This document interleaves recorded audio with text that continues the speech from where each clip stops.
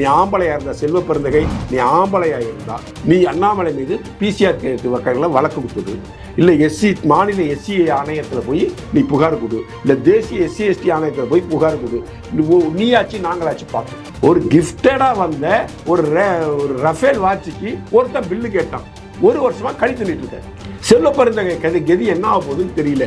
செல்வ பெருந்தகை அவர்களே, நீ இது எஸ்சி எஸ்டி சட்டத்தின் கீழ், பிசிஆர் சட்டத்தின் கீழ் இது குற்றம் என்று நீங்கள் கருதினால், நீங்கள் ஆம்பளையா இருந்தால், நீங்கள் நேர்மையான மனிதனாக இருந்தால் என் தலைவன் மீது வழக்கு தொடரும். நாங்கள் நீதிமன்றத்தில் என் தலைவனை நேர்மையாக சந்தித்து உங்கள் டவுசரை கழட்டிடுவோம்.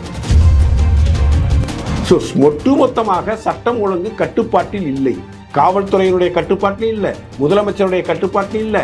ரவுடிகளுக்கும் பொறுக்கிகளுக்கும் கஞ்சா வியாபாரிகளுக்கும் கள்ளச்சாராயம் விற்பவர்களுக்கும் இந்த அரசின் மீது துளி கூட பயம் இல்லை. ஸ்டாலின் தனது இரும்பு கரத்தை எந்த பழைய இரும்பு கடையில் வித்துட்டாருன்னு தெரியல. RS பாரதிக்கும் MK ஸ்டாலினுக்கும் ஏதோ ஒரு பெரிய பஞ்சாயத்து, பெரிய பிரச்சனை இருக்கு அவங்க ரெண்டு பேருக்குள்ள. அதனால தான் கள்ளச்சாராய விஷயம் நடந்தப்ப அண்ணாமலை தான் கள்ளச்சாராயத்தை கடத்தி கொண்டு கள்ளக்குறிச்சியில் வச்சு விற்று இந்த 65 பேர் செத்து போயிட்டாங்க அப்படின்னு சொன்னான். கட்டெரும்பு சின்னது தான் சார், யானை மிக பெருசு தான் சார். கட்டெரும்பு யானை காதில் புதுச்சுன்னா யானை செத்தே போயிடும். யானையா இருக்கக்கூடிய திராவிட முன்னேற்ற கழகத்தை சின்ன பையனா இருக்கக்கூடிய திரு அண்ணாமலை அவர்கள் உங்கள் காதுக்குள்ள பூந்து உங்க மூளையை நோண்டி உங்களை வெளியில கொண்டு வந்து உங்களை நாசம் பண்ணி திமுக என்கின்ற சித்தாந்தத்தை அழித்து ஒழிக்கும் வரை தொடர்ந்து போறாங்க. அவங்களை மீறி வந்துட முடியுமா?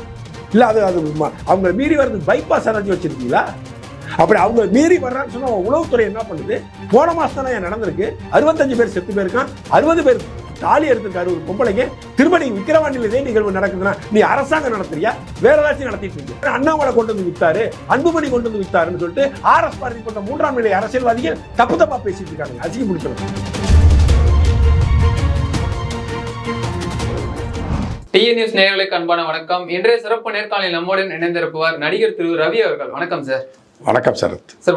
பாஜக மாநில தலைவர் அண்ணாமலை அவர்களுக்கிடையும் காங்கிரஸ் மாநில தலைவர் செல்வ பெருந்தகையும் ஒரு வார்த்தை போடுறது போயிட்டு இருக்கு சார். மாறி மாறி ரவுடின்னு சொல்லிட்டு இருக்கனால செல்வ பெருந்தகை அண்ணாமலை மீது ஒரு குற்றச்சாட்டு வச்சிருக்காரு. அதாவது ரவுடிகள் எல்லாம் கட்சியில சேர்த்துட்டு இருக்காரு, அவரு என்னை பார்த்து ரவுடின்னு சொல்றாரு அப்படின்னு பேசினதுக்கு அண்ணாமலை செல்வ பெருந்தகை மீது உள்ள குற்றச்சாட்டுகள் அடுக்கி வச்சிருக்காரு சார். வழக்குகள் என்ன சந்திச்சிருக்காரு அப்படின்னு சொல்லிட்டு என்ன காரணம் சார்? என்ன போயிட்டு இருக்கு சார் அரசியல் கட்சிக்குள்ள? சார், எல்லா கட்சிகளிலுமே ரவுடிகள் இருக்காங்க. இப்போ சமீபத்தில் நடந்த பாராளுமன்ற தேர்தலின் பொழுது முதலமைச்சர் MK ஸ்டாலின் அவர்கள் பிஜேபியில் 1800 ரவுடிகள் இருக்காங்க அப்படின்னு சொல்லிட்டு ஒரு டேட்டா சொன்னார். அப்போ நாங்கள் பொள்ளாச்சி தேர்தல் பிரச்சாரத்தில் இருந்தோம். பொள்ளாச்சி தேர்தல் பிரச்சாரத்தில் இருக்கிறப்ப இந்த கேள்வியை பத்திரிகையாளர்கள் வேட்பாளர் திரு வசந்தராஜன் அவர்கிட்ட கேட்டாங்க. அதுக்கு வசந்தராஜன் அவர்கள் மிக அற்புதமாக ஒரு பதில் சொன்னாங்க. முதலமைச்சர் அவர்களே, உங்கள் டேட்டா தப்பு. எங்கள் கட்சியில் 1500 முன்னாள் ரவுடிகள் இல்லை, 3500 ரவுடிகள் எங்கள் கட்சியில் இருக்காங்க. அவங்கெல்லாம் முன்னாள் தப்பு பண்ணவங்க. ஏன் எங்கள் கட்சிக்கு வந்தாங்க, அவங்க ஏன் ரவுடியாக மாறினாங்கன்னா உங்கள் திராவிட சித்தாந்தத்தின் காரணமாக, உங்கள் திராவிட விதையின் காரணமாக அவங்கெல்லாம் ரவுடியாக உருமாறினாங்க. திருந்தணும்னு நினைக்கிறாங்க. திருந்துறதுக்காக எங்கள் கட்சிக்கு ஒரு 2000 பேர் திருந்தி இருக்காங்க. இன்னும் 2000 பேர் உங்கள் கட்சியிலையும் மற்ற கட்சிகளையும் இருக்காங்க. அவங்கெல்லாம் விரைவில் எங்கள் கட்சிக்கு வரணும். அவங்க மனநிலை மாறி ரவுடிசத்தை விட்டு அவர்கள் நல்ல மனிதர்களாக வாழ்வதற்காக, நல்ல அரசியல் சூழலை ஏற்படுத்துவதற்காகவும், தான் ஒரு நல்ல மனிதனாக மாறுவதற்காகவும் எங்கள் கட்சியை தேடி வர்றாங்க. நாங்கள் ரவுடிகளை சேர்க்கல, ரவுடிகள் மனம் மாறி நல்ல வாழ்க்கை வாழ்வதற்காக பிஜேபி நோக்கி வர்றாங்கன்னு திரு வசந்தராஜன் மிக அற்புதமாக பதில் சொன்னார். இதுதான் உண்மை. சரிங்களா? காங்கிரஸ் கட்சி, திமுக, அதிமுக, நாம் தமிழர் எந்த கட்சியில் ரவுடி இல்லைன்னு சொல்லுங்க. இன்னைய வரைக்கும் கரண்டில் ரவுடித்தனம் பண்ணிட்டு இருக்கிறவன் இருக்கான் சார். கரண்டில் கஞ்சா விற்கிறவன் திமுகவில் இருக்கான், கரண்டில் கள்ளச்சாராயம் காட்சி விற்கிறவன் திமுகவில் இருக்கான். அதெல்லாம் சுட்டி கேட்ட செல்வ பெருந்தகைக்கு யோகியதை இல்லையே. அவர் செல்வ பெருந்தகை நேற்று பத்திரிகையாளர் சந்திப்பில் என்ன சொல்றாரு, உடனே ஜாதியை தூக்கிட்டு வந்துடுறாங்க. இது ஒரு அரசியல் விமர்சனம். அரசியல் ரீதியாக ஒரு தேசிய கட்சியினுடைய எதிர்கட்சியினுடைய மாநில தலைவராக இருக்கக்கூடிய செல்வ பெருந்தகை மீது ஒரு தேசிய கட்சியின் ஆளுங்கட்சியினுடைய மாநில தலைவராக அண்ணாமலை ஒரு விமர்சனம் வைக்கிறார். நீ அவர் மேலே, அவர் கட்சி மேலே ஒரு விமர்சனம் வைக்கிற, அவர் ஓ மேலே ஒரு விமர்சனம் வைக்கிறார். நீ ஒரு காங்கிரஸ் கட்சியினுடைய மாநில தலைவருங்கிற முறையில் தான் உன் மேலே விமர்சனம் வைக்கப்பட்டது. நீ தலித் என்பதால் உன் மீது விமர்சனம் வைக்கப்படவில்லை. இதை எப்படி மாத்துறார் செல்வ பெருந்தகை? தலித் தலைவரை பார்த்து நீங்கள் இப்படி கேட்கலாமா? நீ தலித் கட்சி நடத்துறியா? தலித் மக்களுக்கான கட்சி மட்டும்தான் நடத்துறியா நீனு? அப்போ உன்னை சொன்னாங்களா? இன்னைக்கு திருமாவளவன் அவர்களை எவ்வளவோ விமர்சனம் பண்றோம் சார். திருமாவளவனை நாங்கள் விமர்சனம் பண்ணாமல் நானே விமர்சனம் பண்ணியிருக்கேன் உங்கள் சேனலில். அவர் தலித் கட்சியினுடைய தலைவர் என்பதற்காக நாங்கள் விமர்சனம் செய்கின்றோம். ஒரு தலித் கட்சியினுடைய தலைவராக இருந்து கொண்டு தலித்துகளுக்கு எதிராக நடக்கக்கூடிய அட்டூழியங்களையும் அநியாயங்களையும் வேடிக்கை பார்த்து கொண்டு கடந்து செல்கிறீர்கள் நாங்கள் விமர்சனம் பண்ணுறோம். அவர் தலித்தா இருக்கிறதுனாலையோ அல்லது தலித் கட்சியினுடைய தலைவராக இருப்பதனாலேயோ திருமாவளவன் அவர்களை நாங்கள் விமர்சனம் செய்யவில்லை. யார் பிஜேபியோ இல்லை மற்ற திருமாவளவனை பிடிக்காதவர்களோ அவரை தலித் என்பதால விமர்சனம் பண்ணுறோம். இல்லை ஒரு தலித் கட்சியினுடைய தலைவர் என்பதனாலே நாங்கள் விமர்சனம் பண்ணுறோம்?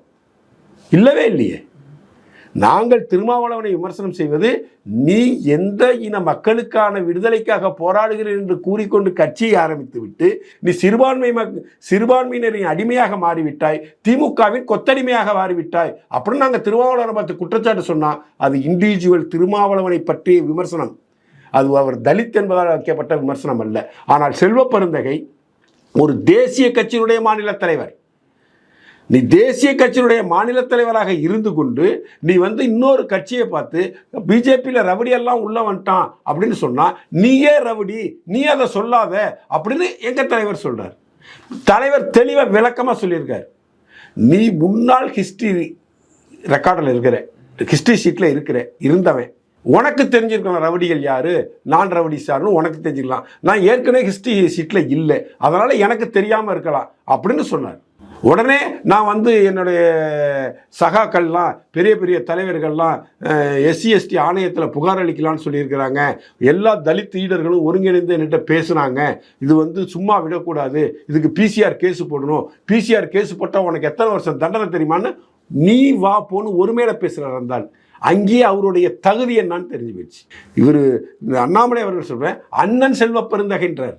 செல்வ பெருந்தகை என்ன சொன்னாரு? உனக்கு தெரியுமா எத்தனை வருஷம் தண்டனை தெரியுமா? போ, நீ ஆம்பளையா இருந்தா செல்வ பெருந்தகை, நீ ஆம்பளையா இருந்தா நீ அண்ணாமலை மீது பிசிஆர் வழக்குகளை வழக்கு கொடுத்துடு, இல்லை மாநில எஸ்சி ஆணையத்தில் போய் நீ புகார் கொடு, இல்லை தேசிய எஸ்சி எஸ்டி ஆணையத்தில் போய் புகார் கொடு, நீயாச்சு நாங்களாச்சு பார்த்தோம். அதான் இன்னைக்கு அண்ணாமலை அவர்கள் சொல்லியிருக்காங்க. நீ கேஸை கொடு, நான் வாபஸ்லாம் வாங்க மாட்டேன்னாங்க. நான் ஹிஸ்டரி ஷீட்டில் இருந்தேன்னு அண்ணாமலையால் நிரூபிக்க முடியுமா அப்படின்னு கேட்டார் செல்வ பெருந்தகை. நிரூபிச்சிட்டாரு. எந்த வருஷத்தில் எத்தனை நம்பர் கேஸில் யாரை கொலை செஞ்ச வழக்கில் நீ உங்களுக்கு குண்டாஸ் போடப்பட்டதுன்னு அத்தனை வழக்கு ஹிஸ்ட்ரி விட்டாரு. ஒரு சிபிஐ வழக்கு முதல் கொண்டு உன் மேலே இருக்குது. அதுக்கு நீ பத்திரிகையாளரை சந்திக்கலை. அந்த லிஸ்ட்டு வந்ததுக்கு அப்புறம் இண்டிவிஜுவல் வீடியோ போடுறார் செல்வ பெருந்தகை. நான் கோர்ட்டில் போனேன், கோர்ட்டு என்னை விடுவிச்சிருச்சு. எப்படி விடுவிக்கப்பட்டதுன்னு தெரியணும்ல. திரு கருணாநிதி அவர்கள் சொன்னது போல இது வாங்கப்பட்ட நீதியாக இருக்கும் அப்படின்னு ஒரு குன்கா தீர்ப்பு முடிஞ்சு அப்பீலுக்கு போய் ஜெயலலிதா குமாரசாமி தீர்ப்பு வந்ததுக்கு அப்புறம் இது வழங்கப்பட்ட தீர்ப்பு அல்ல, வாங்கப்பட்ட தீர்ப்புன்னு கருணாநிதி அவர்கள் சொன்னாங்க. அதே போல இது வாங்கப்பட்ட தீர்ப்பா இருக்கலாம், யாருக்கு தெரியும்? அதுக்குள்ள என்ன நடந்துச்சுன்னு தெரியாதுல்ல. ஆடிட்டர் பாண்டியன் கொலை வழக்கில் நீங்கள் கைது செய்யப்பட்டுறீங்க. அந்த அவருடைய மனைவி, அவங்களுடைய ரிலேட்டிவ், அவங்க ஏதோ தவறான சாட்சியத்தை உனக்கு ஆதரவாக சொல்கிறாங்க. அதுக்கு பின்னாடி நடந்த விஷயங்கள் என்ன, கைமாறியது என்ன, எப்படி அவங்க மனம் மாறினாங்க. மாணவர் உதயகுமார் கொலை வழக்கில் உதயகுமாரோடைய அப்பனும் அம்மாவுமே இது என் பையன் இல்லைன்னு சொன்னாங்களே. சொல்ல வைக்கப்பட்டது அந்த காலகட்டத்தில் ஆட்சியாளர்களால். கருணாநிதி அவர்கள் முதல்வராக இருந்த பொழுது அண்ணாமலை யூனிவர்சிட்டி அவருக்கு டாக்டர் பட்டம் கொடுத்தது. அந்த டாக்டர் பட்டத்தை எதிர்த்து 10 தெருநாய்க்களை பிடித்து வந்த மாணவர் சங்கங்கள் அந்த நாய்க்கு டாக்டர் சொறி நாய், டாக்டர் கருப்பு நாய், டாக்டர் சென்னாயின்னு போட்டு டாலரை மாட்டிட்டு பேடை மாட்டிட்டு ஓட விட்டாங்க. இதில் கடுப்பாகி போனால் நைட்டு புந்து அடித்து நொறுக்கி இந்த உதயகுமார்ங்கிறது தான் இதுக்கெல்லாம் காரணம்னு அழைச்சிட்டு போய் அடித்து கொண்டு விட்டாங்க, குளத்தில் போட்டாங்க. அந்த மாணவனின் பெற்றோர்கள் இவர் என் பையன் இல்லைன்னு சொன்னாங்க. அப்போ அந்த மாணவனின் பெற்றோர் யார்? இந்த அரசாங்கம் கண்டுபிடிச்சிதா? அவர் என்ன தேவதூதனா? நேரடியாக வந்தார் திமுக எதுக்கிறதுக்கு, அன்றைய காலகட்டத்துக்கு கருணாநிதி எதுக்கிறதுக்கு. உண்மையான உதயகுமாருடைய அப்பா அம்மா இவர் உதயகுமார் என் பையன் இல்லைன்னு சொல்லிட்டாங்க, இறந்த அந்த பாடியை பார்த்துட்டு. அந்த இறந்த பையனுடைய ஒரிஜினல் அப்பா அம்மாவா அந்த அரசாங்கம் அன்னைக்கு கலைஞர் தலைமையிலான அரசாங்கம் கண்டுபிடிச்சாங்களா? கண்டுபிடிக்கவே இல்லை. அதை அப்படியே க்ளோஸ் பண்ணிட்டாங்க. அதே போலயே இந்த கொலை வழக்கிலையும் இந்த குண்டாஸ் கேஸ்லையும் செல்வ பெருந்தகை என்ன செஞ்சாருன்னு தெரியணும்ல. நோண்டி நொங்க எடுப்போம்ல. ஒரு கிஃப்டடா வந்த ஒரு ரஃபேல் வாட்சுக்கு ஒருத்தன் பில்லு கேட்டான். 1 வருஷமா கழி தின்னுட்டு இருக்காரு. செல்வ பெருந்தகை கதி என்ன ஆக போகுதுன்னு தெரியல. செல்வ பெருந்தகை அவர்களே, நீ இது SC ST சட்டத்தின் கீழ், PCR சட்டத்தின் கீழ் இது குற்றம் என்று நீங்கள் கருதினால், நீங்கள் ஆம்பளையாக இருந்தால், நீங்கள் நேர்மையான மனிதனாக இருந்தால் என் தலைவன் மீது வழக்கு தொடருங்க. நாங்கள் நீதிமன்றத்தில் என் தலைவன் இதை நேர்மையாக சந்தித்து உங்கள் டவுசரை கழட்டிடுவார். இதுதான் உண்மை. இதுக்கு தயாராக இருக்கீங்களா? எந்த ஒரு கட்சியினுடைய தலைமை அலுவலகத்தை ஒருத்தர் அடிச்சு நாசம் பண்ணவரை கல்லெடுத்து விட்டேஜி, அதே கட்சிக்கு இன்னைக்கு நீ மாநில தலைவராக வந்து உட்காந்துருக்கிற. அது மானங்கட்ட காங்கிரஸ் கட்சி. இந்த இத்தாலிய காங்கிரஸ் கட்சியை தான், இந்த சோனியாவின் இத்தாலி காங்கிரஸ் கட்சியை தான் முக்து பாரத்னு நாங்கள் சொல்கிறோம். காங்கிரஸ் இல்லா இந்தியான்னு சொல்கிறோம். ஒரு கட்சிக்காரன் வேற்றொரு கட்சியில் இருந்தப்ப நம்ம கட்சிக்கு சேர்றது, நம்ம கட்சியிலேருந்து அடுத்த கட்சியில் போகிறது சாதாரணமான ஒரு நிகழ்வு சார். ஆனால் அடுத்த கட்சியில் இருந்தப்ப இந்த கட்சி அலுவலகத்தை தாக்குனவனை கட்சியில் சேர்த்துக்கிட்டு அவனுக்கு மாநில தலைவர் பொறுப்பு கொடுக்குறீங்க. மாநில தலைவர் பொறுப்பு கொடுக்கறதுக்கு முன்னாடி சட்டசபையில் ஃப்ளோர் லீடர் பதவி கொடுக்குறீங்க. இதை விட மானங்கட்டத்தனம் வெட்க கட்டத்தனம் காங்கிரஸ்காரங்களுக்கு இருக்குமா? இதெல்லாம் காங்கிரஸுக்கு ஓட்டு போடக்கூடிய ஏதோ 1% 2% தமிழன் இருக்கான் பாருங்க, காங்கிரஸ்காரன்னு சொல்லிக்கிட்டு. அவன்லாம் காந்தி, காமராஜர் இவங்களெல்லாம் பார்த்துட்டு காங்கிரஸ் கட்சியில் இருக்கிறவன். இவங்களுடைய கக்கன் ஐயா, காமராஜர் ஐயா, ராஜாஜி இவங்களுடைய தியாகத்தெல்லாம் பார்த்துட்டு தான் காங்கிரஸ்காரனாக இருப்பதற்கு பெருமைப்பட்டு கொண்டு காங்கிரஸில் இருந்து கொண்டு இருக்கிறீர்கள் பாருங்க. நீங்க சிந்திக்கணும், இன்னைக்கு காங்கிரஸ் எப்படி சீரழிந்து சின்ன பின்னமாயிருக்குன்னு பார்த்துக்கணும். நீங்க இது சமமா முடிவு எடுக்கணும். உங்க கட்சியோட தலைவனாக இன்னைக்கு இருக்கக்கூடிய ராகுல் காந்தி அவர்கள் தான் கட்சி சொத்தான நேஷனல் ஹெரால்டு சொத்தையே ஆட்டையை போட்டான். அதுக்கான வழக்கு நடந்திருக்கு. அதில் ஜாமீனில் இருக்காங்க ஆயுமோனும். இப்படிப்பட்ட காங்கிரஸ் கட்சி இந்த நாட்டுக்கு தேவையான காங்கிரஸ் தொண்டர்கள் சிந்திச்சு பார்க்கணும் அப்படிங்கிறத இதை ஒட்டுமொத்தமாக நான் சொல்ற இந்த கேள்விக்கான பதில் sir. Okay sir. RS Bharathi அவர்கள் பார்த்தீங்கன்னா திமுக அமைப்பு செயலர் முன்னதாக வந்துட்டு பேசியிருந்தார். அண்ணாமலை வந்துட்டு இந்த கள்ளக்குறிச்சி விவகாரத்தில் தொடர்பு இருக்கு, அதனால தான் CBI வழக்கு கோர்றாரு அப்படின்னு சொல்லி பேசியிருந்தார். அது பெரிய பூதாகரமானுச்சு சார். அதுக்கப்புறமா சமீபத்தில் வந்துட்டு நாங்கள் போட்ட பிச்சை தான், திராவிட இயக்கம் போட்ட பிச்சை தான் டாக்டர் பட்டங்கள் அப்படின்னு சொல்லி பேசியிருந்தது. அது வந்து பேசும் பொருளாக மாறுச்சு சார். இப்போ அண்ணாமலை அவர்கள் RS பாரதி மீது மான நஷ்ட வழக்கு வந்துட்டு தொடர்ந்து இருக்காரு. 1 கோடி ரூபாய் வரைக்கும் கேட்டிருக்காரு சார். அது சம்பந்தமா வழக்கு தொடர்ந்துட்டு செய்தியாளர் சந்திச்ச அண்ணாமலை வந்துட்டு திராவிட கட்சிகள் இனிமேல் தான் ஆட்டம் இருக்கு அப்படின்னு சொல்லி பேசியிருக்காரு. என்ன பார்க்குறீங்க? அதாவது RS பாரதி இன்னைக்கு நேற்று ரஞ்சித் ஒரு ட்வீட் போடுறார். ஆம்ஸ்டாங் அவர்கள் கொலையை கண்டித்து திமுகவை விமர்சனம் செய்து ஒரு ட்வீட் வெளியிடுறார். அதில் என்ன சொல்றாரு? தலித் தலைவர்களுக்கு இங்கு பாதுகாப்பு இல்லைன்னு சொல்றார். திரு ரஞ்சித் அவர்களே, நான் அவரை எப்போ தம்பின்னு நான் கூப்பிடுவேன். தம்பி ரஞ்சித் அவர்களே, இங்கே தலித் தலைவர்கள் மட்டும் பாதுகாப்பு இல்லாமல் இல்லை, ஒட்டுமொத்த தமிழனுக்கும் இங்கே பாதுகாப்பு இல்லை. இந்த 3.5 வருஷமா எந்த அரசியல் கட்சி தலைவர் இங்கே பாதுகாப்பாக இருக்கான்? 2 மாதத்துக்கு முன்னாடி ஜெயராஜ் என்கின்ற காங்கிரஸ் கட்சியினுடைய மாவட்ட தலைவர் படுகொலை செய்யப்பட்டார். அந்த வழக்கை CBCID விசாரிச்சுட்டு இருக்காங்க. 1 இன்ச்சு கூட முன்னேற்றம் வரல. அவர் ஒரு 30 பேரை இவங்க தான் என்னுடைய சாவுக்கு காரணமாக இருப்பான்னு லிஸ்ட் பண்ணிட்டு போயிருக்காரு. ஒன்றும் நடக்கலை. போன வாரம் அதிமுகவுடைய நிர்வாகி சேலத்தில் வெட்டி படுகொலை செய்யப்பட்டார். ஆம்ஸ்டாங் கொலை செய்யப்பட்ட அன்னைக்கு மறுநாள் பாட்டாளி மக்கள் கட்சியுடைய நிர்வாகி வீட்டில் உட்கார்ந்தவரை பூந்து வெட்டுறானுங்க. நேற்று ஒரு அருமையான வீடியோ திரு மாரிதாஸ் அவர்கள் வெளியிட்டு இருந்தாங்க. ஜூன் மாதத்தில் ஒரே தேதியில் எத்தனை கொலை சென்னையில் நடக்குது, ஜூலை மாதத்தில் ஒரே நாளில் எத்தனை கொலைகள் மெட்ராஸில் நடக்குது. ஸோ ஒட்டுமொத்தமாக சட்டம் ஒழுங்கு கட்டுப்பாட்டில் இல்லை. காவல்துறையினுடைய கட்டுப்பாட்டில் இல்லை, முதலமைச்சருடைய கட்டுப்பாட்டில் இல்லை. ரவுடிகளுக்கும் பொறுக்கிகளுக்கும் கஞ்சா வியாபாரிகளுக்கும் கள்ளச்சாராயம் விற்பவர்களுக்கும் இந்த அரசின் மீது துளி கூட பயம் இல்லை. ஸ்டாலின் தனது இரும்பு கரத்தை எந்த பழைய இரும்பு கடையில் வித்துட்டாருன்னு தெரியல. இரும்பு கரம்னு சொல்லிக்கிட்டே இருந்தார். அவருடைய இரும்பு கரத்தை எந்த பழைய இரும்பு கடையில் வித்து விட்டாருன்னு தெரியல, இல்லை எங்கேயாச்சும் கொண்டு அடகு வச்சுட்டாருன்னு தெரியல. இரும்பு கரம் என்ன ஆச்சுன்னு தெரியல. இப்போ கரமே இல்லாத முதலமைச்சராக வாழ்ந்து கொண்டிருக்கிறான்னு நான் நினைக்கிறேன். அதனால் திரு ரஞ்சித் அவர்கள் சொன்னது போல இது தலித் தலைவர்களுக்கு மட்டும் பாதுகாப்பு இல்லாத நிலை அல்ல. ரஞ்சித் போன்றவர்களுக்கு என்னுடைய முக்கியமான கேள்வி, இன்று நீங்கள் திரு ஆம்ஸ்டாங் அவர்களுக்காக இந்த பொங்குறீங்கல்ல, இந்த வேகத்தை ஆளுங்கட்சியின் மீது செலுத்துறீங்கல்ல, திருமாவளவன் செலுத்துறாருல்ல, உண்மையான குற்றவாளிகள் கைது செய்யப்படவில்லைன்னு திருமாவளவன் சொல்றார். செல்வப்பெருந்தையும் அதே போன்ற ஒரு கருத்தை தான் சொல்றாரு. செல்வப்பெருந்தையும் தலித் சமுதாயத்தை சேர்ந்தவர் தான், ரஞ்சித்தும் அதே சமுதாயத்தை சேர்ந்தவர் தான், திருமாவளவனும் அதே சமுதாயத்தை சேர்ந்தவர் தான். நீங்கள்லாம் இன்னைக்கு பேசுறீங்கல்ல, வேங்கை வயலுக்கு நீங்கள் பேசுனீங்களா? வேங்கை வயல் சமயத்தில் நீங்கள் இதில் போர்க்குழர் கொடுத்தீங்களா? அந்த 40 குடும்பம் பாதிக்கப்பட்டு தன் குடிக்கக்கூடிய தண்ணீரில் மனித மலத்தை கலந்து வைத்த அநியாயத்தின் தீவிரவாதத்தையும் செய்த செயலை கண்டித்து இந்த அரசாங்கம் 3 வருஷம் ஆயிடுச்சு. அந்த பிரச்சனையில் யார் குற்றவாளின்னு இன்னைய வரைக்கும் கண்டுபிடிக்கல. அன்னைக்கு கண்டிச்சிங்களா? இதே RS பாரதி அவர்கள் பட்டியலினத்தை சார்ந்தவர்கள் நீதிபதியாக இருப்பதற்கு திமுக போட்ட பிச்சைன்னு பேசினார. இதற்கு ஏதாச்சும் ரியாக்ட் பண்ணீங்களா? இதுக்கு ஏதாச்சும் ரியாக்ட் பண்ணியிருக்கீங்களா? இதுக்கு ஏதாச்சும் கண்டிச்சிருக்கீங்களா? இதுக்கு ஏதாச்சும் பேசியிருக்கீங்களா? உங்க இனம் சார்ந்தவர்கள் நீதிபதியாக வந்ததுக்கு காரணம் திமுக போட்ட பிச்சைன்னு சொன்னான். உங்கள் இனம் சார்ந்தவர்கள் நீதிபதியாக வந்ததற்கு அவர்கள் படித்த கல்வி காரணம் அல்ல, அவங்களுடைய புத்திசாலித்தனம் காரணம் அல்ல, அவங்களுடைய அறிவு காரணம் அல்ல, திமுக போட்ட பிச்சைன்னு பேசினானே. அன்னைக்கு கண்டிச்சிங்களா? திருநெல்வேலியில் ஒரு தலித் சமுதாயத்தை சேர்ந்தவனை பிடித்து வைத்துக்கொண்டு அவன் மீது சிறுநீரை கழித்து அட்டூழியம் பண்ணாங்களே, அன்னைக்கு இந்த ரஞ்சித் போன்றவர்களும் திருமாவளவன் போன்றவர்களும் பேசாமல் வாய மூடி மௌனமாக இருந்தாங்களே.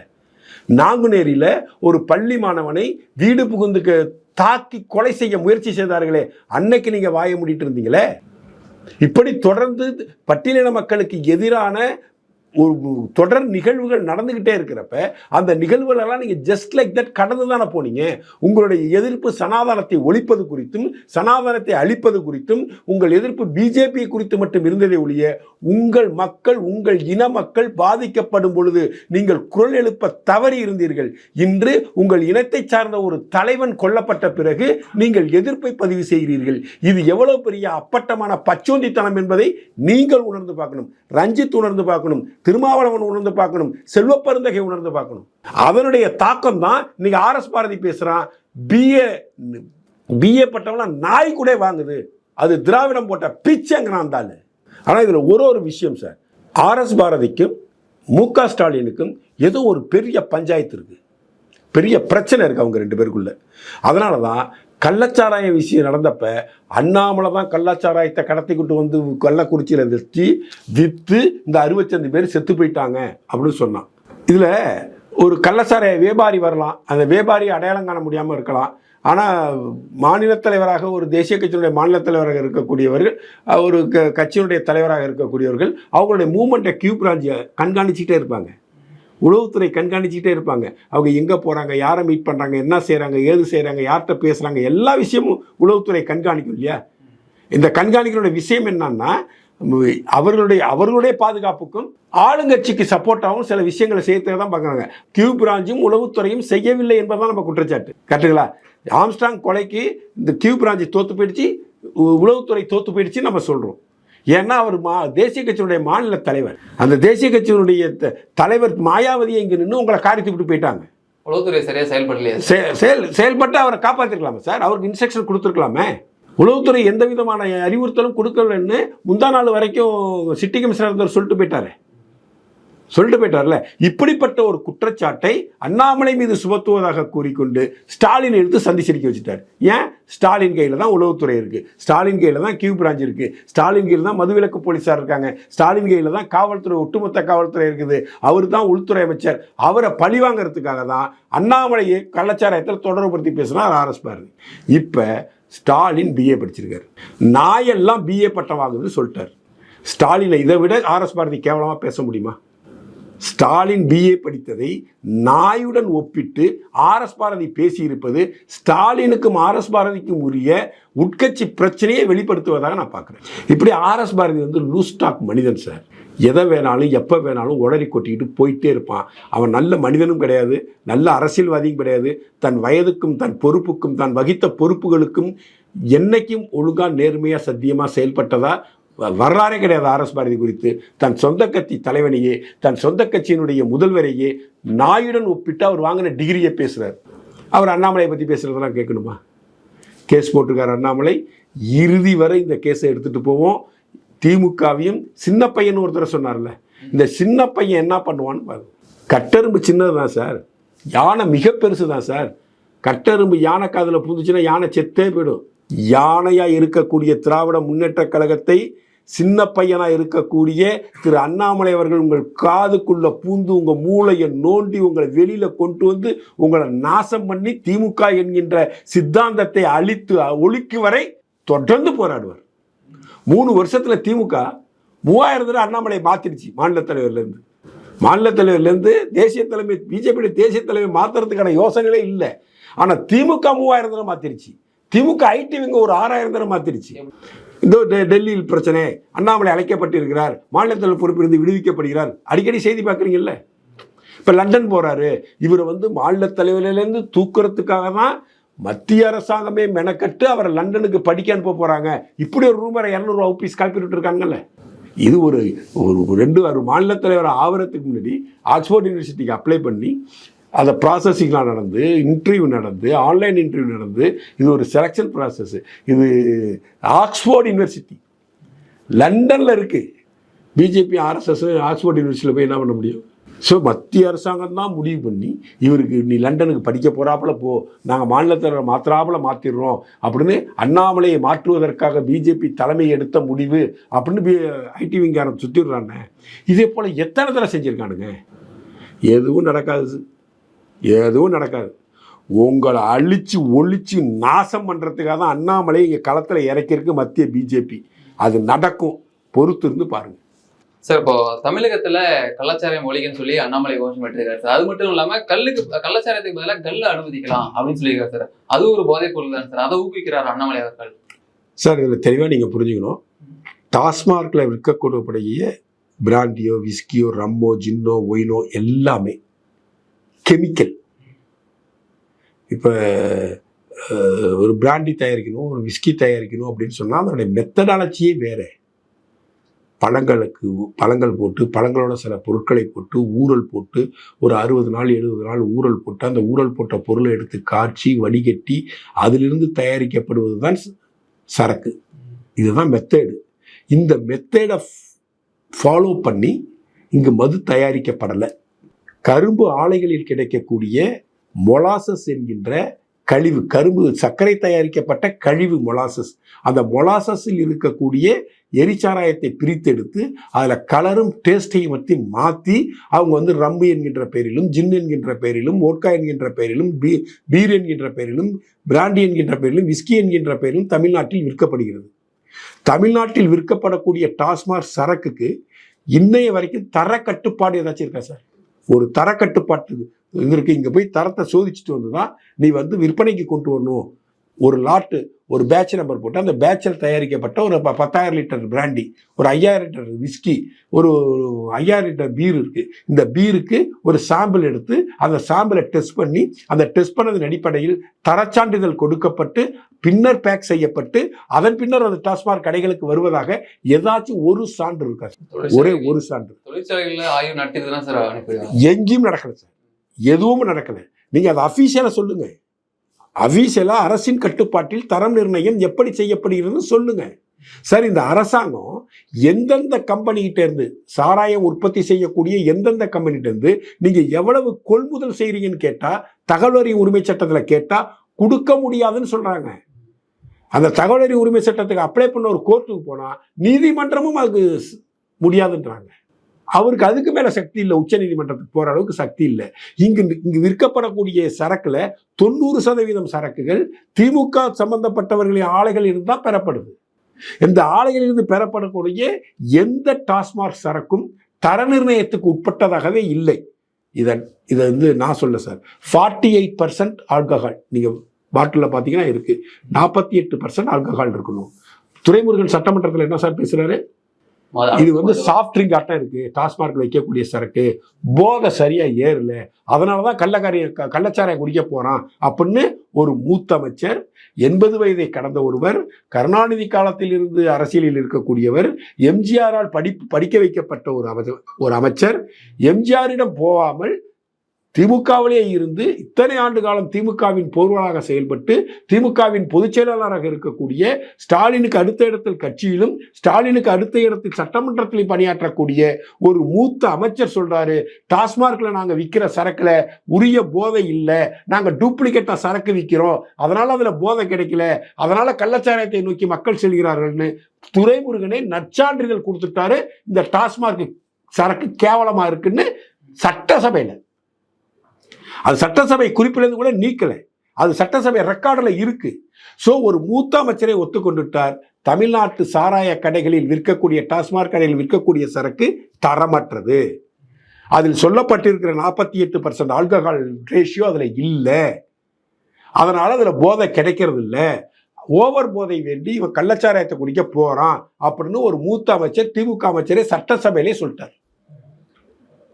அங்க தர நிர்ணயம் செய்யப்படலை. அது ஒரு கெமிக்கல்.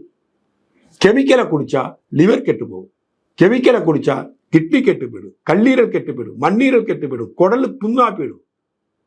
இவ்வளவு விஷயமும் நடக்கும். கள்ளச்சாராயத்தை குடிச்சா அதுல மெத்தனாலை வாங்கி டைலூட் பண்ணி ஏதோ ஒரு மெத்தேடில் அவனை வந்து கள்ளச்சாராயமா பாக்கெட்டில் அரைச்சி விற்கிறானோ, அதுல ஏதோ ரேஷியோ அதிகமாக போயிடும், தண்ணி கம்மியாகி மெத்தனால் அதிகமாக போயிடுச்சுன்னா அது விஷமா மாறிடுது.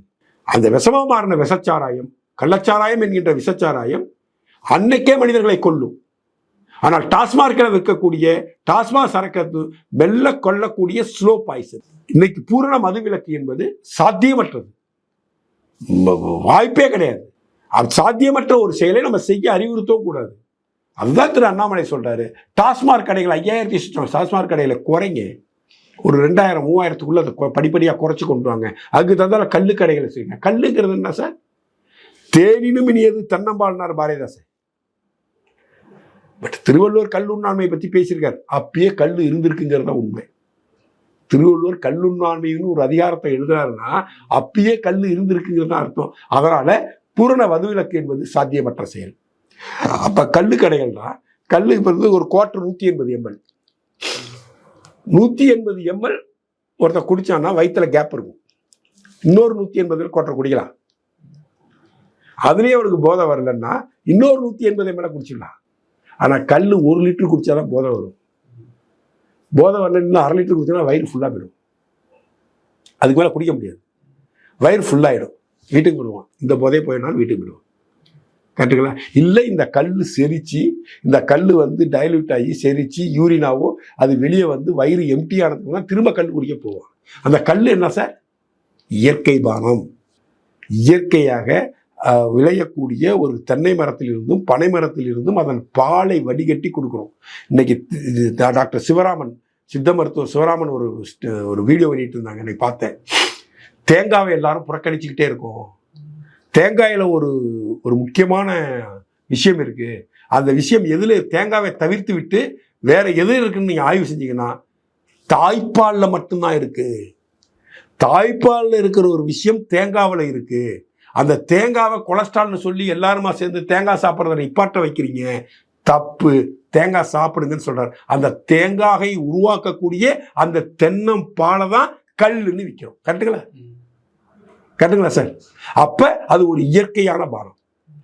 பனைமரத்தை எடுத்துக்கிட்டா நம்ம தமிழ்நாட்டினுடைய மாநில மரம் பனை. பனையிலிருந்து என்னென்னலாம் உற்பத்தி செய்ய முடியும்னு ஒரு பெரிய லிஸ்டே ஜூனியர் வினர்ல ஒரு கவர் ஸ்டோரியா ஒருத்தர் எழுதியிருந்தார். பனையை வச்சு என்னென்னலாம் சாதிக்க முடியும். பனங்கற்கண்டு செய்யலாம், பனங்கருப்பட்டி செய்யலாம். இந்த பனங்கருப்பட்டி செய்வதற்கும் கற்கண்டு செய்வதற்கும் மூலப்பொருள் எது சார்? கல்லு தானே. பதநீர் இறக்கி அந்த பதநீரை காய்ச்சி வடிகட்டினாதான் நீங்க வந்து கற்கண்டு எடுக்க முடியும், நீங்க வந்து கருப்பட்டி எடுக்க முடியும். அப்ப அந்த தென்னை பனம்பால் உடலுக்கு கேடு விளைவிக்கக்கூடியதா? தென்னம்பால் உடலுக்கு கேடு விளைவிக்கக்கூடியதா? அது இயற்கை. அது இயற்கை சார்ந்த இயற்கையாக கிடைக்கக்கூடிய ஒரு விஷயம். அதில் கெமிக்கல் இல்லை. இது 100% கெமிக்கல், இது 100% கெமிக்கல் இல்லை. இதை எவ்வளவு வேணாலும் ஒரு மனிதனால் குடிச்சிட முடியும், இதை எவ்வளவு வேணாலும் ஒரு மனிதனால் குடிக்க முடியாது, வயிறு ஃபுல்லாயிடும். ரெண்டுக்குள்ள டிஃப்ரென்ஸ் தெரியுது அவங்களுக்கு? அதன் இல்லை. அதுக்கு சப்பக்கட்டு கட்டுற கல் வேண்டாங்கிற என்ன சொல்றாங்கன்னா, கல்லுலையும் கலப்படம் பண்ணிவிட்டா அப்படின்னு ஒரு கேள்வி இருக்கிறான். கல்லுல கலப்படம் பண்ணி கல்லு வித்தா மரண தண்டனை சட்டம் போடு. கலப்படமாக தென்னங்கள்லையும் பனங்கள்லையும் நீ மார்க்கெட்ல வித்து கண்டுபிடிக்கப்பட்டால் உனக்கு மரண தண்டனை. நீ அந்த கல்லை விற்ற வியாபாரி, அவன் பொண்டாட்டி, அவன் புள்ள, அவன் மாமன், மச்சன், அத்தனை பேருக்கு எந்த அரசு நலத்திட்டங்களும் கிடைக்காதுன்னு சொல்லு. கடுமையான சட்டத்தை போடு. அப்ப அவன் பயப்படுவான். அப்ப அவன் ஒரிஜினலை விற்பான். தீந்து போச்சுன்னா தீந்து போச்சுன்னு சொல்லுவான். சரி, தென்னங்கள்ல விற்கிறதுனால என்ன பெனிஃபிட்? தேங்காய்க்கு உரிய விலை கிடைக்கும், கொப்பரைக்கு விலை கிடைக்கும்னு பொள்ளாச்சி தென்னை விவசாயிகள்லாம் கதறான சார். அவனுக்கு உரிய விலை கிடைக்கும். ஏன்னா தென்னம் பாளைய சீவி தான், அந்த சீவப்பட்ட பாளையில வடியக்கூடியதுதான் தென்னம்பால். அந்த சீவப்படாம வந்தா அது குறும்பையாகி, இளநியாகி, தேங்காவாகி, முத்தி அதை பறிச்சு கொப்பரையாக்குவாங்க. இப்ப பாளைய ஒரு 1000 மரம் ஒருத்தன் வச்சிருக்கிறான். 1000 மரம் ஒரு விவசாயி வச்சிருக்காரு. ஒரு 500 மரத்துல கல்லு கட்டிட்டாரு, பாக்கி 500 மரத்துல தேங்காய்க்கு எடுக்கிறாரு. அப்ப 500 மரத்தினுடைய தேங்காவுடைய விளைச்சல் கம்மியாயிடும். அப்ப இந்த 500 மரத்துல விளையக்கூடிய தேங்காய்க்கு உரிய விலை அந்த விவசாயி கிடைக்குமா இல்லையா? ரெண்டாவது, தென்னை மரத்தை கல்லுக்கு விட்டால், கல்லுக்கு ஒரு 3 மாசம் கல் இறக்கிட்டு திரும்ப அந்த மரத்தை காய்ப்புக்கு விட்டால் அந்த மரத்தினுடைய காய் டென்சிட்டி, நல்ல பெரிய காய் கிடைக்கும், நல்ல விளைச்சல் வரும் அப்படிங்கிறதையும் விவசாயிகள் சொல்றாங்க. இந்த கல்லுக்கடை திறக்கணும்னு சொல்லிட்டு ஒரு விவசாயி போராடிட்டு இருக்காரு, ஒரு நல்லுசாமி சம்திங், நல்லுசாமி போராடி. அவர் இது சொல்றாரு. 6 மாசம் கல்லு கட்டிட்டு 6 மாசம் கல்லு கட்டுறதை நிப்பாட்டிட்டு பாலையை விட்டோம்னா விளையக்கூடிய தேங்காய் தரமானதாகவும் விவசாயிகளுக்கு மிகப்பெரிய அளவில் பெனிஃபிட் கொடுக்கக்கூடிய அளவுக்கு அந்த தேங்காய் வளருங்கிறார். அதே போலதான் பணம். நீங்க பனை மரத்துல ஒரு 6 மாசம் கல் இறக்கிட்டு 6 மாசம் கழிச்சு விளைச்சல் விட்டா அதுல வரக்கூடிய பதநீர் தரமான பதநீராக, அந்த ஒரு 100 லிட்டர் பதநீர் போட்டு ஒருத்தர் 50 கிலோ பனங்கள் கண்டு எடுக்கிறாங்கன்னா, கல்லு கட்டி அதுக்கப்புறம் எடுக்கிற பதநீர்லேருந்து பனங்கள் கண்டு எடுத்தா 100 லிட்டருக்கு 10 கிலோ இன்க்ரீஸ் ஆகும்னு சொல்றாங்க. ஸோ இது இயற்கை பானம், மனிதர்களுக்கு கேடுகளை உண்டாக்காது. இது விவசாயிகளுக்கு பலனளிக்கக்கூடியது. இத்தனையும் ஆராய்ந்து ஒரு மாநில தலைவன், 40 வயது நிரம்பாத ஒரு தலைவன் ஒரு விஷயத்தை ஆய்வு செஞ்சு சொல்றார், ஆய்வை மேற்கொண்டு சொல்றார், அற்புதமான இந்த விஷயத்தை சொல்றார். விவசாயிகளுக்கு பலனளிக்கும். இங்க யாருக்கு பலனளிக்கும்? TR பாலுக்கு பலனளிக்கும், ஜெகத் ரட்சகனுக்கு பலனளிக்கும். 6 சாராய ஃபேக்டரி முதலாளிகள் மட்டுமே பலனளிக்கக்கூடிய டாஸ்மார்க்கை குறைத்து விட்டு 6 லட்சத்துக்கு மேல உள்ள விவசாயிகள் பலனடைவதற்கான திட்டம் தான் கல்லு கடையை தொடங்கன்னு சொல்றது. எது இந்த நாட்டுக்கும் மாநிலத்துக்கும் தேவை என்பதை மக்கள் புரிஞ்சுக்கணும். இப்ப நம்ம பேசிட்டு இருக்கிற இந்த தருணத்துல விக்கிரவாண்டியில கிட்டத்தட்ட 20 பேர் விவசாயம் குடிச்சிட்டு ஆஸ்பத்திரியில கிடக்காங்க. ஏண்டா, கள்ளக்குறிச்சியில செத்து போய் இன்னும் 1 மாசம் முழுசா முடியல. விக்கிரவாண்டியில 20 பேர், அதுக்கு முன்னாடி பொள்ளாச்சியில 3 பேர். இப்போ விக்கிரவாண்டியில் எங்க இருந்து கிடைச்சது? அங்க எலெக்ஷன் நடக்குது, மொத்த காவல்துறையும் அங்க இருக்குது, மொத்த அரசியல் கட்சிகளும் அங்க இருந்தது. இந்த கள்ளச்சாராயத்தை அந்த விக்கிரவாண்டியில கொண்டு சேர்த்தது யார்?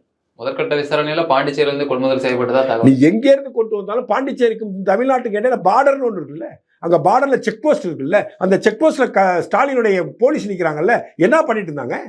அவங்கள மீறி வந்துட முடியுமா? இல்ல அது அவங்கள மீறி வர்றதுக்கு பைபாஸ் ஏதாச்சும் வச்சிருக்கீங்களா? அப்படி அவங்க மீறி வர்றான்னு சொன்னா உளவுத்துறை என்ன பண்ணுது? போன மாசம் தானே நடந்திருக்கு, 65 பேர் செத்து போயிருக்கான், 60 பேர் தாலி எடுத்திருக்கு, 60 பொம்பளைங்க. திரும்ப நீ விக்கிரவாண்டியில் இதே நிகழ்வு நடக்குதுன்னா நீ அரசாங்கம் நடத்துறியா, வேற ஏதாச்சும் நடத்திட்டு இருக்கியா? அண்ணாமலை கொண்டு வந்து வித்தாரு, அன்புமணி கொண்டு வந்து வித்தாருன்னு சொல்லிட்டு RS பாரதி போன்ற 3ஆம் நிலை அரசியல்வாதிகள் தப்பா பேசிட்டு இருக்காங்க, அசிங்க பிடிச்ச பசங்க. எங்கேயோ மிகப்பெரிய தவறு இருக்கு. நீ ஐஜியை மாத்திட்டதுனால, இல்ல மதுவிலக்கு காவல்துறை தலைவரை மாத்திட்டதுனால, இல்ல நீ கலெக்டரை மாத்தினதுனால, நீ எஸ்பியை சஸ்பெண்ட் பண்ணதுனால கள்ளச்சாரம் என்ன போச்சா? நான் என்ன கேட்கிறேன் சார், கள்ளச்சாரம் வித்தாங்க, கள்ளக்குறிச்சியில வித்தாங்க, கள்ளக்குறிச்சியில மாவட்ட ஆட்சித்தலைவர் மாற்றப்பட்டார், கள்ளக்குறிச்சி எஸ்பி சஸ்பெண்ட் செய்யப்பட்டார். ஆனா அதுக்கப்புறம் நடந்த ரைடுல தஞ்சாவூர்ல பிடிச்சோம், நாகப்பட்டினத்துல பிடிச்சோம், இதுல பிடிச்சோம், பொள்ளாச்சியில பிடிச்சோம்னு சொன்னீங்களே, தமிழ்நாடு முழுசும் ரைடு பண்ணி நடத்தா பிடிச்சிக்கல. அந்த மாவட்ட கலெக்டர் மீதும் அந்த எஸ்பி மீதும் அந்த மாவட்டத்தில் இருக்கிற மதுவிலக்கு ஆயத்தீர்வைத்துறை போலீசார் மீதும் என்ன நடவடிக்கை செய்த அரசாங்கம்? உயிர் பலிகள் ஏற்படவில்லை, அதனால மாற்றவில்லை. உயிர் பலி ஏற்பட்டதான் மாத்தீங்களா? அங்க கள்ளச்சாரை வித்ததான் ஏன் கண்டுக்கல சார்? ஒரு போலீஸ் ஸ்டேஷனுக்கு தெரியாம அந்த ஒரு ஊர்ல கள்ளச்சாராயம் விற்கப்படுகிறது என்றால் அந்த ஊர்ல உள்ள ஆளுங்கட்சியினுடைய கவுன்சிலருக்கு தெரியாம, ஆளுங்கட்சியினுடைய அந்த நகர செயலாளருக்கு தெரியாம, கட்சியினுடைய முக்கியஸ்தருக்கு தெரியாம, காவல்துறைக்கு தெரியாம, விஓவுக்கு தெரியாம, ஆர்ஐக்கு தெரியாம அங்க கள்ளச்சாராயம் விற்கப்பட முடியாது சார். ஆர்ஐ இருக்காங்க, விஓ இருக்காங்க, உங்க கட்சிக்காரன் இருக்கான், உன் கட்சிக்கு தானே கெட்ட பேரு. அப்போ உன் கட்சிக்காரன் கண்கொத்தி பாமா கண்டுபிடிச்சி தகவல் கொடுக்க வேண்டியதானே. உன் கட்சிக்காரன் என்ன பண்ணிட்டு இருக்கான்? ஓட்டுக்கு பணம் கொடுக்கறத உங்க கட்சிக்காரங்க நீ வேலைக்கு வச்சிருக்கியா? கோட்டும் கோழி பிரியாணி கொடுத்து நீ வந்து ஓட்டு வாங்கி ஜெயிச்சுட்டு போய் கோடி கோடியா நீங்க கொள்ளையடிக்கணும். மணல்ல திருடணும், டயர்ல திருடணும், எதை தொட்டாலும் திருடணும். திருடி திருடி திருடி திருடி நீ சம்பாரிச்சு உன் பிள்ளைய வச்சு உன் மருமகனை வச்சு நீ கோடீஸ்வரன் ஆகணும். கள்ளசாரத்தை குடிச்சு அவன் செத்து போயிடலாம். செத்து போயிட்டானா 10 லட்சம் பணத்தை கொடு. செத்து போயிட்டா 10 லட்சம் பணத்தை கொடு. இதுல பட்டாசு தொழிற்சாலை செத்து போயிட்டா 2 லட்சம் கொடு போதும். பஸ் ஆக்சிடென்ட் ஆகி அரசு பஸ்ல போய் அரசு பை கட்டுப்பாட்டை இழந்து அரசு கவிழ்ந்து அங்க 20 பேர் செத்து போயிட்டான்னா அவனுக்கு 1 லட்சம் கொடு. உன் அரசாங்கத்தை நம்பி, உன் அரசாங்கத்துடைய போக்குவரத்து கழகத்தை நம்பி, உன் அரசாங்கத்தினுடைய டிரான்ஸ்போர்டேஷன் நம்பி ஒரு பயணி 5 ரூபா தான் பணத்தை கொடுத்து 10 ரூபா தான் பணத்தை கொடுத்து அரசு பேருந்துல பயணம் செஞ்சு அந்த அரசு பேருந்து ஆக்சிடென்ட் ஆயிடுச்சுன்னா அதுல செத்து போயிட்டான்னா அவனுக்கு 1 லட்சம். கள்ளச்சாராயம் விற்கக்கூடாதுன்னு ஒரு சட்டத்தை போட்டு, கள்ளச்சாராயத்தை கண்காணிக்க ஒரு காவல்துறை டீமை போட்டு, ஒரு அது சட்டப்பூர்வமான நடவடிக்கையில சட்டத்துக்கு எதிரானதுன்னு சொல்லி அதை ஒருத்தன் விற்பான், ஒருத்தன் போய் குடிப்பான், அவன் செத்து போவான், அவனுக்கு நீ 10 லட்சம் கொடுப்ப. இப்ப விக்கிரவாண்டியில 20 பேர் அட்மிட்டட், ஒரு 10 பேர் செத்து போயிடுவான், 10 லட்சம் முடிஞ்சு போச்சு. கள்ளச்சாராய பிரச்சனை முடிஞ்சு போச்சு. இந்த மக்கள் திருந்தணும் சார். இந்த மக்கள் திருந்தாத வரை இங்க மாற்றம் நிகழாது சார். இந்த நியூஸ் இப்ப நமக்கு 12:30 மணிக்கு கிடைச்சிருக்கு. இதுக்கப்புறம் மக்கள் விக்கிரவாண்டியில மாற்றி வாக்களிக்கணும். அங்க மாம்பழத்தை கனிய வைக்கணும். அப்பதான் இந்த அரசாங்கம் திருந்தும். அதுவரை இந்த அரசாங்கம் திருந்தாது. முந்தா நாள் மரக்காணம், நேத்தி கள்ளக்குறிச்சி, இன்னைக்கு விக்கிரவாண்டி, நாளைக்கு வேறு இடத்துல நடக்கும். அதே பாண்டிச்சேரியில இருந்து கடத்திட்டு வருவான். அதே பாண்டிச்சேரியில இருந்து கள்ளச்சாராயம் வரும், விற்கப்படும். நான் இரும்பு கரம் கொண்டு அடக்குவேன்னு சொல்லிட்டு நொல்ல கையோட உட்காந்துருப்பாரு முதலமைச்சர் ஸ்டாலின். இதுக்குதான் எங்க தலைவர் சொல்றாரு, கள்ளுக்கடையை கொண்டு வாங்க. 45 ரூபா உற்பத்தி செலவு டாஸ்மார்க்ல. 180 ml சாராயம் உற்பத்தி செய்ய பேக்கிங் காஸ்டோட 45 ரூபா ஆகுதுங்கிறது ஒரு ஆய்வறிக்கை. 45 ரூபாய்க்கு உற்பத்தி செய்யக்கூடிய ஒரு சரக்குக்கு 250% வரைக்கும் வரி விதிக்கப்படுகிறது. 250% வரைக்கும் வரியை விதிச்சு 45 ரூபா பெருமானம் உள்ள ஒரு பொருளை 160 ரூபா, 170 ரூபா, 180 ரூபாய்க்கு விற்கிறாங்க. அப்ப 170 ரூபா கொடுத்து ஒருத்தன் 500 ரூபா ஒரு நாளைக்கு அன்னாடங்காட்சி வந்து ஒரு கொத்தனார் வேலைக்கு போயிட்டோ, ஒரு சித்தாள் வேலைக்கு போயிட்டோ, ஒரு அறுப்பு வேலைக்கு போயிட்டோ 500 ரூபா சம்பாதிக்கக்கூடிய ஒருத்தனுக்கு தன் உடல் கலப்பை தீர்த்து கொள்ள, தன் பழக்க வழக்கத்தின் அடிப்படையாக ஒரு கோட்டரை குடிச்சா அவனுக்கு போதை ஏறல. துரைமுருகன் சொன்னது போல சாஃப்ட் ட்ரிங்கா இருக்கு, அதுல உள்ள ஆல்கஹால் கண்டென்ட் உரிய முறையில இல்லைன்னு துரைமுருகன் சொன்னது போல போதை ஏறல. 180 ரூபா செலவு பண்ணும் சார். 2 கோட்டர் குடிக்கணும்னா அவனுக்கு 400 ரூபா செலவாகும். 3 கோட்டர் குடிக்கணும்னா அவனுக்கு 600 ரூபா செலவாகும். மொத்த சம்பளத்தையும் ஒண்ணுகிட்ட கொடுத்துட்டு டிஆர் பாலிட்டி ஜெகத்ரட்சகன்ட்டையும் கொடுத்துட்டு அவன் வீட்டில் அவன் பொண்டாட்டி பிள்ளை எப்படி சோறு போடுவான்? அப்போ அவனுக்கு 50 ரூபாய்க்கு 40 ரூபாய்க்கு பாக்கெட்ல கள்ளச்சாரம் கிடைக்குதுன்னா இதை விட்டுட்டு அங்கே போய் குடிக்க தான் செய்வான். அதை தான் நீ காசாக்குன்னு பார்க்குற. உன் கிளைக்கழக செயலாளரை வச்சு காசு சம்பாதிக்க பார்க்குற. அவன் சம்பாதிச்சுட்டு போட்டு, நம்ம கட்சிக்காரன் சம்பாதிச்சுட்டு போட்டுன்னு கள்ளச்சாராயத்தை நீங்க அனுமதிக்கிறீங்க. கள்ளச்சாராயம் பாண்டிச்சேரியிலிருந்து வர்றப்ப அவன் போலீஸ் கண்டுக்காம விடுறான். ஒரு 100 ரூபாய்க்கோ, ஒரு 1000 ரூபாய்க்கோ, ஒரு 5000 ரூபாய்க்கோ உன் போலீஸ், உன் காவல்துறை, உன் செக் போஸ்ட் நிற்க தமிழ்நாடு காவல்துறை அந்த வண்டியை அனுமதிக்கிறான். எஸ்பி மீது நடவடிக்கை எடுக்கிறீங்கல்ல, செக் போஸ்ட்ல இருந்தவங்க மீது ஏன் நடவடிக்கை எடுக்கல? கடந்த 1 மாசத்துல கள்ளக்குறிச்சி இன்ட்ரெஸ்ட் ஆரம்பிச்சதுக்கு முன்னாடி கடந்த 1 மாசத்துல யாரெல்லாம் செக் போஸ்ட் டூட்டி பார்த்தான் அத்தனை காவலர்களையும் மாத்து. எந்த ஊர்ல கள்ளச்சாராயம் விற்கப்படுகிறதோ, ரிப்போர்ட் ஆகுதோ, அந்த ஊரினுடைய மாவட்ட செயலாளர் மாற்றப்படுவார், ஒன்றிய செயலாளர் மாற்றப்படுவார், நகர செயலாளர் மாற்றப்படுவார். அப்படி ஒரு உத்தரவு போடு. உன் கட்சிக்காரன் விழிப்புணர்ச்சியோட இருப்பான், விற்க விட மாட்டான். ஏன்னா விற்கிறதே அவன் தான். உன் பேச்சு கேட்டு தான் அவனே விற்கிறான். அதனாலதான் நீங்க நடவடிக்கை எடுக்க மாட்டேங்குது. விற்கிற இதுக்குதான் எங்க மாநில தலைவர் சொல்றாரு, இந்த பிரச்சனைக்கெல்லாம் நிரந்தர தீர்வு இயற்கை பானமான கல்லை கொண்டு வாங்க. கல்லை வந்து ஒரு லெவலுக்கு மேல குடிக்க முடியாது, விலையும் கம்மி, லிட்டர் 50 ரூபா 60 ரூபா தான் இருக்கும்.